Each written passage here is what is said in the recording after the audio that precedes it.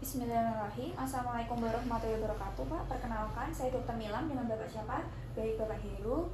Hari ini saya akan melakukan pemeriksaan colok dubur terhadap Bapak. Apakah Bapak bersedia?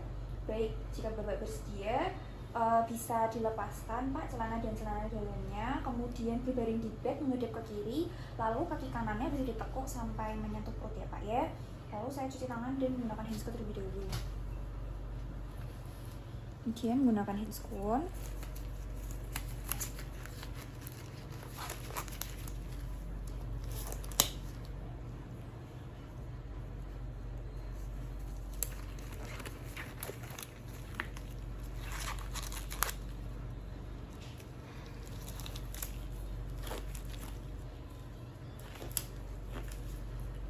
Baik, pertama-tama kita lakukan inspeksi di area anoperinealnya terlebih dahulu. Pertama-tama kita lihat apakah terdapat inflamasi atau peradangan, kemudian apakah terdapat kondiloma, fisura ani, skin tag, kemudian opening fistula, prolaps rectum, dan polipekti. Kemudian kita minta pasien untuk mengejen terlebih dahulu. Baik, Bapak bisa mengejen. Ya, kita lihat apakah terdapat massa yang keluar atau tidak. Kita bisa lihat juga apakah terdapat hemoroidnya atau tidak. Lalu kita lakukan tindakan colok duburnya. Pertama, kita lapis terlebih dahulu jari telunjuk kanan kita menggunakan gel. Kemudian kita bisa katakan pada pasien, Bapak ini nanti akan sedikit tidak nyaman. Bapak bisa rileks ya, Pak. Tarik nafasnya. Bismillahirrahmanirrahim. Saya masukkan ya, Pak ya.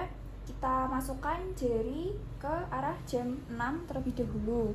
Kemudian kita rasakan dari tonus sphincter aninya apakah cukup kuat mencengkram atau tidak. Normalnya cukup kuat. Kemudian kita masukkan lebih dalam ke mukosa rektumnya, normalnya licin.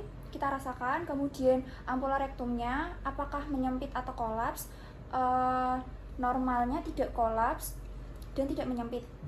Kemudian kita putar 360 derajat juga. Kita rasakan apakah terdapat tumor atau massa. Jika terdapat tumor atau massa, kita nilai dari lokasinya, di jam berapa, kemudian melingkar atau tidak, kemudian besar tumornya, permukaannya, kemudian terdapat nyeri atau tidak, kemudian mobilisasinya mudah digerakkan atau tidak, lalu konsistensinya padat, kenyal, rapuh, atau